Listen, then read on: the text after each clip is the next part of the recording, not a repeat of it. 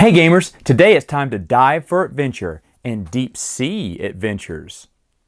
Let's check it out.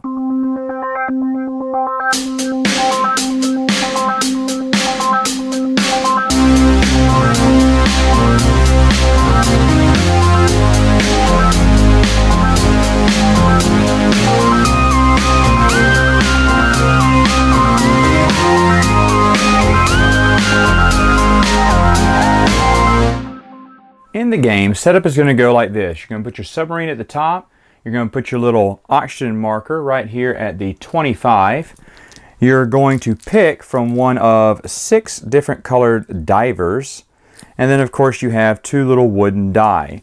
Now another thing that's very important, you're going to have these little tokens with the 1, 2, 3, and 4 pips on them. You're going to put them in descending order in kind of a winding circle. This showing the top of the water, and of course the darker colors showing the deep dives here.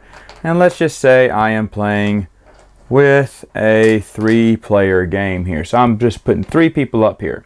Now, the first thing you need to decide is if you're diving or going up. Now, of course, everyone's going to be diving here.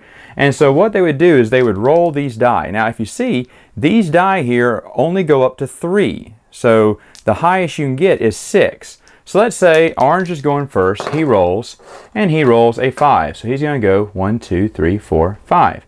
Now, he has a choice here. He can choose to stay here and do nothing, or take that treasure, and if he does, he replaces it with an X there, showing treasure's already been taken in that area, and then that's the end of his turn. Now, then it goes to purple. Purple would roll, and they would roll a 6. So they go 1, 2, 3, 4, 5, 6. Now, what if purple had rolled a 5? If purple had rolled a 5, you can't have 2 players on the same square, so he would just go to the next square. And he would say, nah, I'm not going to get that one yet, I'm going to hold. So then green player rolls, and they rolled a 4, and they go 1, 2, 3, 4, and they're going to take this one. They say, yeah, I'm going to take that one. They're going to replace it with a little X. So now it's in the second round, beginning with orange, and orange is going to roll the die. Now before he does, he is carrying 1 treasure on him, so he will eat up 1 oxygen. And he's going to roll both die. Now he got a 4. Unfortunately though, when you're carrying 1 treasure, you got to subtract 1 from the die. So he only got a 3 here. So you go 1, 2, 3, and he chooses to get that treasure as well. Now it goes to purple player I think was next. And so purple player is going to go. Now purple player doesn't have any treasure, so he's not going to eat up any air. And so he's going to roll, and he's going to go 1, 2. Of course he can't stay there, so he goes down to this one, and purple player takes that one, and it's replaced with an X. Green player goes, air is eaten up again, he rolls, and of course 4 minus 1 is 3. 1, 2, 3. And he says, yeah, I'm going to pick up that one too. Now, at the beginning of orange's roll, 2 air eats up because he had 2 treasure on him. So that's 2 more air lost. And he says, you know what? I'm going to start heading up. Now, his rolls are going to be subtracted by 2 because he has 2 treasures. So that is a 3 minus 2 is 1. So he can skip over him and go up to here. He can choose to get that treasure, but he doesn't. Now, at any time, if orange wants to move faster, he can choose to dump one of his treasures just so he can try to ensure he gets to the top. Now, of course, at that point, you may have other divers heading up to the top, and their rolls are going to be subtracted by the number of treasures they have. Now, if you can't make it up to the submarine in time, you're going to die. What happens to all your treasure? Well, it comes here at the bottom in these stacks here, and it's going to be at the very bottom to where if you get there, you can grab those treasures. All of the X's here would go away, and then you would basically shorten the road to the bottom of the floor. So in the 3 rounds that you play this game, each round you play it, the ocean floor is going to get closer and closer within your grasp, so that hopefully you'll be able to get bigger points as the rounds go by. Another thing, what if one of these players were able to make it with their treasure? Well, they would skip their turn from there on out, they wouldn't eat up any more air, and these 2 players would be fighting it up all the way to the top. Now, like I said, the air just keeps going round and round and round. It seems like there's a lot of pips on here. There's 25, but I'm telling you what, those 25 little air bubbles go quick, especially when you're playing a lot of players. Now, at the end of 3 rounds, you're going to flip over all your tokens you've collected. Now, 1s don't have that many points on them. Of course, 2s have a little bit more, 3s, 4s. Of course, they get more and more expensive for points as you go along in the game. But the person who collected the most points overall wins. Final thoughts. What do I think about the game? Well, can a game that comes in such a small box be that fun? Yes.